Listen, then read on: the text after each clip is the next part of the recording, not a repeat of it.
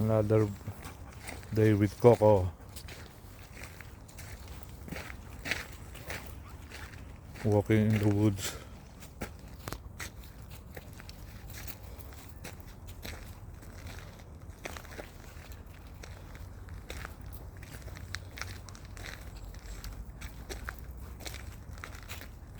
Kailangan po sa aso laging nilalakad para po hindi sila ma-stress.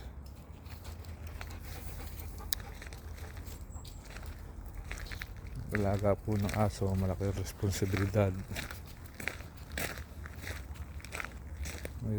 Bigyan nyo ng oras tulad nito. Tuwing umaga kailangan i-walk mga 1 oras.